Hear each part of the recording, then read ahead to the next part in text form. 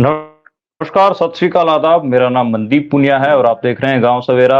आज हमारे साथ धर्मेंद्र कवारी और कुलदीप मौजूद हैं और हम बात करेंगे रोहतक जिले की विधानसभा सीटों के बारे में। किसकी टिकट कटेगी, किसको मिलेगी और किसकी यहाँ पर हवा है।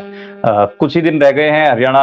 अगर मैं आज आपको अगर दिन गिन कर बता दूं तो शायद सारे ही 35 दिन रह गए हैं चुनाव होने को। अच्छा, सबसे पहले तो जो रोहतक शहर की ही विधानसभा सीट है उसके बारे में बात करते हैं। कुलदीप, एक बार मुझे आप टिकटार्थियों के नाम बता दीजिए कि कांग्रेस और बीजेपी से कौन कौन यहाँ से टिकट मांग रहे हैं, और फिर एक विश्लेषण धर्मेंद्र जी के पास चलेंगे। मनदीप जी, कांग्रेस की तरफ से यहाँ जो 10 जो है ना कि एप्लीकेंट है जिन्होंने टिकट मांगी है कांग्रेस से, लेकिन उसके अलावा भी कुछ कैंडिडेट अगर मैं आपको बताऊं, जो सबसे पहले सिटिंग एमएलए यहाँ से बीबी बत्रा, उन्होंने टिकट मांगी हम्म। है। उसके बाद सूरजमल रोज है, बिट्टू सचदेवा हम्म। है, उसके बाद और हम्म। जो पत्रकार हेमंत बख्शी है, उन्होंने भी जो है ना कि टिकट मांगी है कांग्रेस की तरफ से रोहतक से। और बीजेपी की हम्म। बात करूं तो मनीष ग्रोवर जो पहले विधायक रह चुके हैं, उन्होंने भी वो भी टिकट चाह रहे हैं यहाँ से दोबारा से उनके जो लड़के हिमांशु ग्रोवर के लिए। और हम्म। राजू सहगल और मनमोहन गोयल, ये तीन नाम सबसे मोस्ट चर्चा में चल रहे हैं बीजेपी की तरफ से कि इन तीनों में से किसी को भी मिल सकती है। हम्म। अच्छा, और बीजेपी से भी मतलब एक चर्चा ये है कि मनीष ग्रोवर को ही टिकट मिलेगी, और मनीष ग्रोवर का जो पत्रकारों के साथ एक सलूक रहा वो भी चर्चा में था। खैर, धर्मेंद्र कुमारी लेकिन जी के पास चलते हैं। हाँ जी। हाँ हाँ, बताइए जिस कुलदीप। तरीके स्टार्टिंग में मना भी किया गया था कि एक बार मना कर दिया था कि मनीष ग्रोवर ने कि वहां से चुनाव नहीं लड़ेंगे, लेकिन ये राजनीति आपको पता है कि कौन पॉलिटिकल घराना ये चाहता है कि उनका जो है कि टिकट ना मिले, वो चुनाव ना लड़े, एमएलए ना बने। तो दोबारा से हम्म। रेस में और सबसे टॉप में मुझे लग रहा है कि मनीष ग्रोवर ही है रोहतक से जिनको टिकट मिलने की चर्चाएं तेज है। धर्मेंद्र जी, आपको क्या लग रहा है कि किसको टिकट मिलेगी, और ये किस खाते की तरफ आप बढ़ते हुए देख रहे हैं? क्या ये बीजेपी अपने पाले में कर लेगी या फिर कांग्रेस के खाते में ये सीट जा रही है? आपका क्या आकलन है? देखिए, कांग्रेस में तो क्लियर कट फॉर्मूला है। कांग्रेस में तो कोई हम्म। कैंडिडेट चुनाव लड़ नहीं रहा है, यहाँ तो हुड्डा चुनाव हम्म। लड़ेंगे। उनका हम्म। मुखौटा लगा के चुनाव लड़ते हैं जो भी लोग लड़ेंगे। तो बीबी बत्रा जी हम्म। में मुझे कोई संदेह नजर नहीं आ रहा है कि वो हम्म। एक तरीके से कैंडिडेट फाइनल भी है। और कांग्रेस की ये पॉलिसी भी अभी लागू हो रही है शायद इस चुनाव में, कि जो सीटिंग एमएलए हैं उनकी टिकट वो हम्म। नहीं काट रहे, उस हिसाब से तो फाइनल हम्म। ही है। और हम्म। वोट मिलने हैं भूपेंद्र सिंह हुड्डा जी के नाम से, तो उनको कोई दिक्कत इसमें है भी नहीं। और हम्म। रही बात बीजेपी की, तो बीजेपी में तो सबसे स्ट्रॉन्ग सुपर सीएम माने जाते थे, मतलब मनोहर लाल जी के राज में मनीष ग्रोवर हम्म। जी से तो स्ट्रॉन्ग कोई व्यक्ति था नहीं। तो हम्म। ऐसे में वो कर लें, उनके बेटे लें, एक ही बात है। और लेकिन हम्म। मुझे लगता है मनमोहन गोयल जी की टिकट इस बात पे डिपेंड करती है कि उनकी जो सास है, हम्म। अ, सावित्री जिंदल जी हैं। हम्म। सावित्री जिंदल जी को अगर हिसाब से टिकट मिलती है तो फिर मनमोहन गोयल जी को यहाँ टिकट नहीं मिलेगी।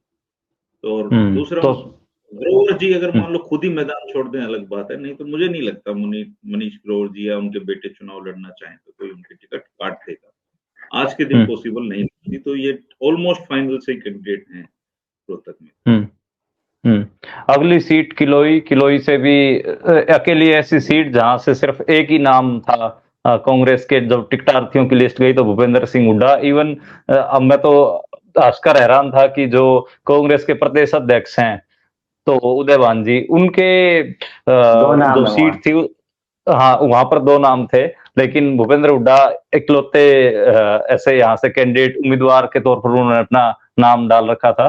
तो किलोई से तो उन्हीं को ही मिलेगी, एक ही वो हैं तो। और दूसरा, बीजेपी से कौन ऐसा अभी अपना कैंडिडेचर कर रहा होगा? कुलदीप, कोई कुछ नाम बता सकते हैं जो चाहेंगे कि जो सीएम कैंडिडेट एक हिसाब से, मतलब one of the CM candidate Congress के, उनके खिलाफ भिड़ने की कोशिश करेंगे? मनदीप जी, किलोई की जो सीट है, जितना आसान लग रहा है कांग्रेस के लिए उतना भी नहीं हुआ। मैं अभी बताऊंगा कुछ देर में, पहले बीजेपी के नाम अनाउंस कर दूं कि बीजेपी की हम्म। तरफ से यहाँ से कृष्ण मूर्ति हुड्डा, सतीश नांदल जो अभी बीजेपी में पोस्ट पे है, उनके वाइस प्रेसिडेंट है। और उसके बाद जो एक नाम चल रहा है रमेश बोर, तो सबसे जो टॉप में दो नाम है जिनकी सबसे ज्यादा चर्चाएं गर्म है, वो कृष्ण मूर्ति हुड्डा और सतीश नांदल। यहाँ से बीजेपी की तरफ हम्म। से तीन नाम चल रहे हैं। और जो कांग्रेस की हम्म। आपने जिस तरीके से बात की कि जब हम लिस्ट देख रहे थे तो भूपेंद्र सिंह हुड्डा के अलावा किसी का नाम नहीं दिखा, लेकिन एक चर्चा गर्म है कि जिस तरीके से कुमारी शैलजा के विधानसभा चुनाव लड़ने की चर्चाएं गर्म चल रही है और उनके जो कार्यकर्ताओं में जोश बढ़ा है। तो दिल्ली में ये भी चर्चा गर्म है कि हो सकता है कि भूपेंद्र सिंह हुड्डा अपनी सीट पे दीपेंद्र सिंह हुड्डा को वो चुनाव न लड़के दीपेंद्र सिंह हुड्डा को मैदान में उतारे, और वो सीट ये किलोई भी हो सकती है, वो बड़ौदा भी हो सकती है, वो बेरी भी हो सकती है। तो ये चर्चा जरूर है, क्योंकि जिस तरीके से, क्योंकि सीएम की जो स्पेस होगा आगे, वो सीएम कैंडिडेट की लड़ाई होगी, तो भूपेंद्र सिंह हुड्डा हो सकता है कि वो अपनी सीट छोड़ दे, और ये चर्चाएं काफी गर्म है। दीपेंद्र हम्म। सिंह हुड्डा चुनाव लड़ सकते हैं विधानसभा का। धर्मेंद्र जी, आपका आकलन क्या कहता है? हालांकि तो मैं कुलदीप की बात से सहमत नहीं हूं कि दीपेंद्र हुड्डा कैंडिडेट हों। मुझे तो लगता है कि अगर हमें थोड़ा सा भी ये अंदेशा होता कि अकेले भूपेंद्र सिंह हुड्डा का फार्म भरा जा रहा है किलोई से, तो मैं अपनी जेब से 20,000 रुपए लगा के कुलदीप जी का फार्म भरवा देता वहां से। ऐसे क्लियरेंस नहीं देनी चाहिए किसी को ना। तो हाँ। इवन लोगों को कहना चाहिए था कि पूरे हरियाणा में सबसे ज्यादा आवेदन किलोई से आने चाहिए। तो ये हम्म। जो इस तरह का डर नहीं दिखाना चाहिए था उनको कि मेरे खिलाफ कोई आवेदन फार्म ही नहीं भरे। तो हम्म। उन्होंने कहा ठीक है, लेकिन फार्म भरे जाने चाहिए थे उनके किलोई से। खैर ये एक मजाक था। लेकिन भूपेंद्र सिंह हुड्डा जी के सामने जो भी चुनाव लड़ेगा वो एक रस्म है। हम्म। तो और हम्म। वहां से अनिल जी 3 बार कोशिश कर चुके हैं, बहुत धरती पकड़ लेते हैं, लेकिन जनता की नब्ज अब तक नहीं पकड़ पाए हैं वो। ऐसा सुनने में आ रहा है हम्म। कि महम जा रहे हैं सतीश नांदल जी। तो ऐसे में मैम, कृष्णमूर्ति हुड्डा के अलावा कोई विकल्प बीजेपी के पास अ, है नहीं। अगर पूरे वो रोहतक जिले में ही नहीं है। तो और अगर वो रमेश बोर के ऊपर बीजेपी ने अपना खेल दिया कार्ड, जो कि 2019 में दीपेंद्र हुड्डा के चुनाव की काउंटिंग के दौरान थोड़ा चर्चा में आए थे, और ये दिखाने की कोशिश की थी बीजेपी ने कि देखो हमारे पास भी बाहुबली यहाँ पर रोहतक में हुड्डा के गढ़ में मौजूद हैं, तो ऐसा कुछ कर दिया तो। मुझे नहीं लगता बीजेपी चुनाव के स्टेज पे इस तरह का जोखिम लेने का साहस कर पाएगी, क्योंकि ऐसा करने से तो हम्म। बीजेपी एक्सपोज हो जाएगी पूरे हरियाणा में ना।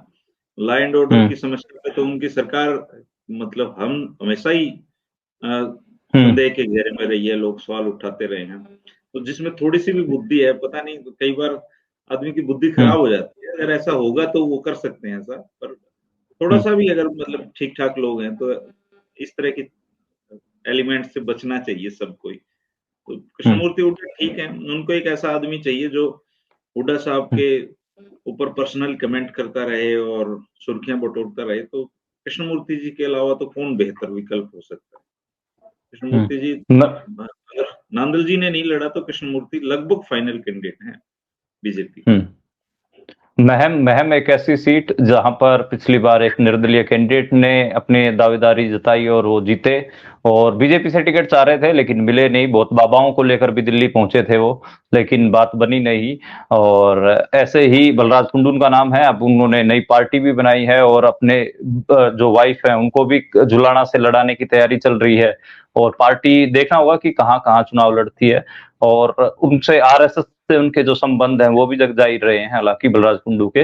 अब बात करते हैं कांग्रेस से जो एक डांगी परिवार है, उसमें डांगी अब की बार आनंद सिंह डांगी चाहेंगे कि उनके बेटे को टिकट मिले। और नाम बीजेपी से एक दो खिलाड़ियों के भी हैं, दीपक निवास हुड्डा का भी नाम आगे चल रहा है। यहां से एक अनएक्सपेक्टेड नाम साक्षी मलिक का भी हो सकता है, क्योंकि साक्षी मलिक का गांव मोखरा इसी कॉन्स्टिट्यूंसी में पड़ता है। तो महम थोड़ा कुलदीप आप बता सकते हैं कि एक कोई और कैंडिडेट मेरे मुंह से छूट रहे हूं कि जो मैं ना ध्यान दे पा रहा हूं?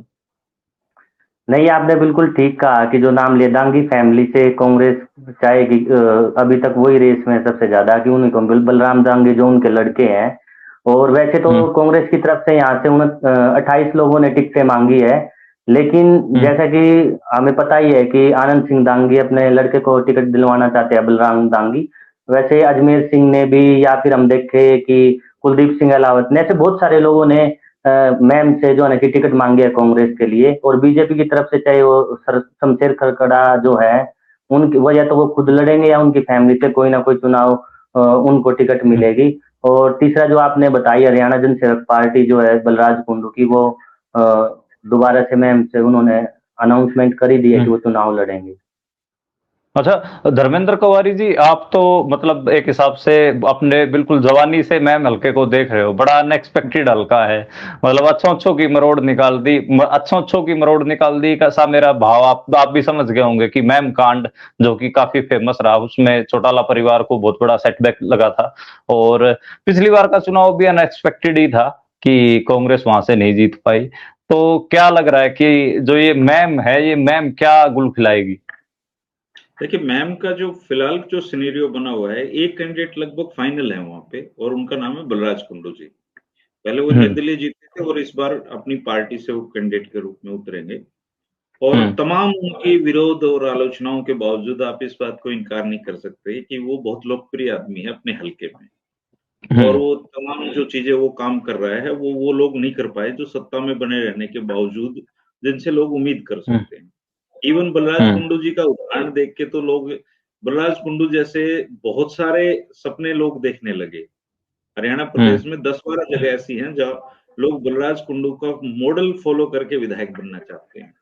तो बलराज हम्म। कुंडू तो है ही निश्चित तौर पे, और मुझे नहीं लगता कि हुड्डा साहब में इतना अ, बचा हुआ है कि वो आनंद सिंह दांगी की टिकट को इग्नोर कर पाएँ। तो बलराम दांगी हम्म। टिकट ले, आनंद सिंह दांगी ले, इनमें से मतलब कांग्रेस का टिकटार्थी भी लगभग फाइनल है। हम्म। हिम्मत नहीं है उतनी, वो बहुत पुराने दौर के साथी रहे हैं, तो हुड्डा साहब अब ये तोहमत नहीं लेना चाहेंगे अपने दोस्त के हम्म। उस बुरे दिनों के साथी को इग्नोर करने की। तो बलराम दांगी, उनके बेटे आए या खुद वो आए, कांग्रेस का कैंडिडेट भी फाइनल है। बीजेपी से मुझे लगता है अगर सतीश नंद लाए तो अलग बात है, नहीं तो हम्म। बीजेपी से राधा अहलावत का भी उतरना एक हम्म। उतारी जा सकती है वो, और उनकी तैयारियां उस लेवल की हैं। लेकिन चर्चा में केवल जो साझा दुश्मन है इनके सबके, वो बलराज हम्म। कुंडू हैं। और बलराज हम्म। कुंडू के लिए भी ये एक अग्नि परीक्षा है कि दूसरी बार, एक बार तो आप जीत सकते हैं, लेकिन अगर हम्म। दूसरी बार भी लोग उनके इस मॉडल को फॉलो करते हैं, इस पे मोहर लगाते हम्म। हैं, फिर बलराज कुंडू हम्म। यूँ समझिए उनका जो पिछले रिकॉर्ड हैं, उन सारे रिकॉर्ड को एक अलग मॉडल खड़ा कर देंगे वो। तो चुनाव हम्म। है निश्चित तौर पे। और अगर आपने थोड़ा-सा क्लोज़ली मॉनिटर किया हो रोहतक लोकसभा को, जैसा हम चर्चा करते ही थे उसमें, तो हम्म। बलराज कुंडू ने जो लोकसभा है उसमें दीपेंद्र हुड्डा की खिलाफत नहीं की। हम्म। तो अगर आनंद सिंह दांगी दीपेंद्र हुड्डा के वोट डलवा रहे थे, तो बलराज कुंडू के आदमी भी दीपेंद्र हुड्डा के लिए ही वोट मांग रहे थे। तो कहीं न कहीं हम्म। अंडरस्टैंडिंग थी लोकसभा चुनाव में। हम्म। तो हुड्डा परिवार खुलकर जो बलराज कुंडू है उनका विरोध हम्म। नहीं कर पाए वो उस सूरत में।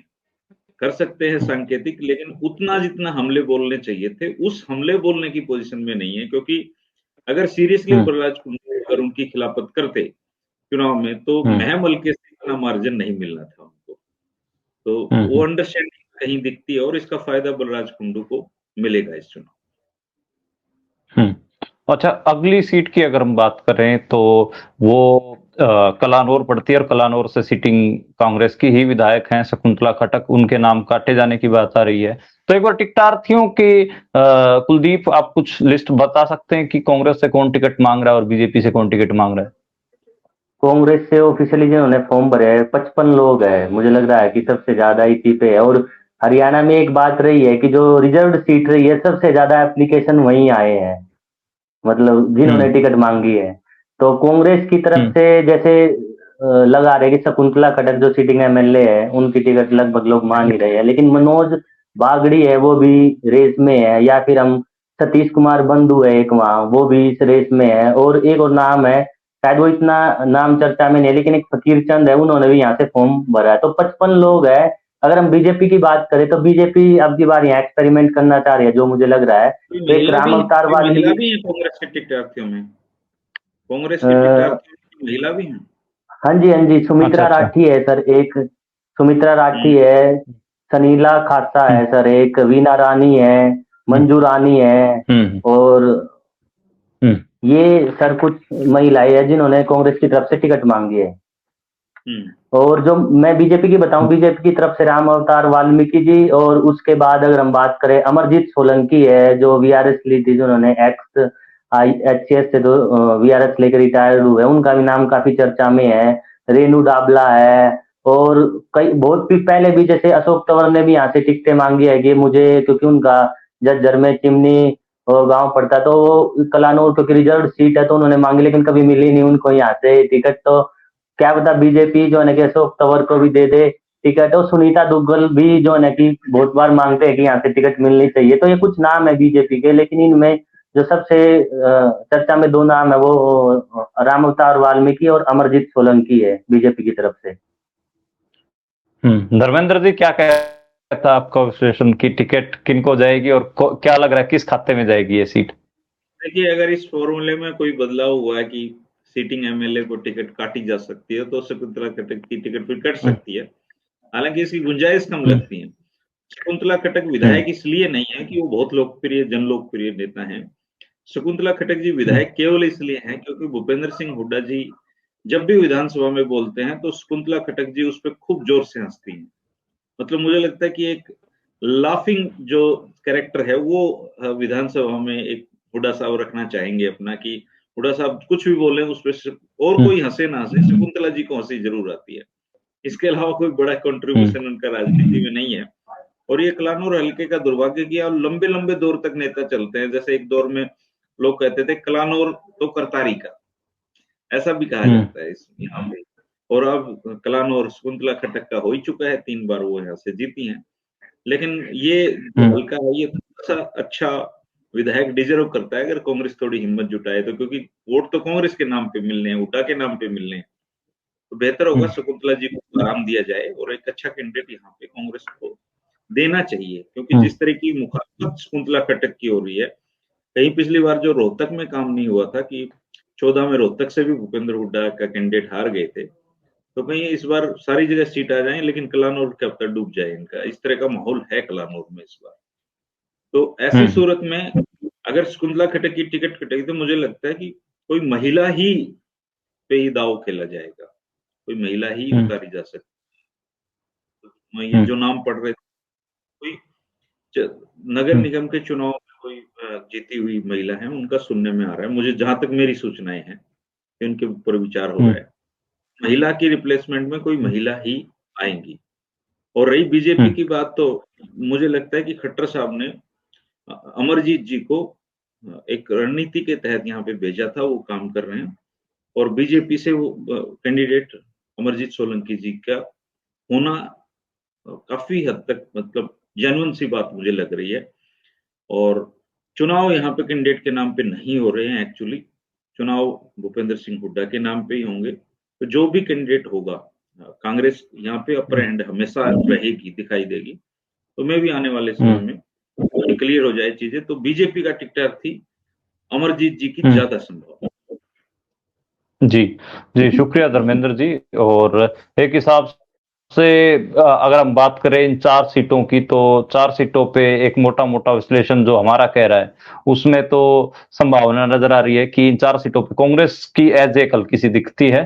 बाकी तो जब कैंडिडेट अनाउंस हो जाएंगे उसके बाद अगर इन 4 सीटों में कांग्रेस की सीटें नहीं आएंगी तो हरियाणा में कांग्रेस सरकार कैसे बन जाएगी? ये तो ये सारी सीटें पुराने रोहतक की, ये भूपेंद्र सिंह हुड्डा जी के प्राइड के नाम पे ये चुनाव लड़ा जाएगा। यहाँ पे रोहतक की चौधर के नाम पे चुनाव है, तो वो इनमें से सिर्फ एक सीट जो खतरे में लगती है कांग्रेस की, वो महम ही है।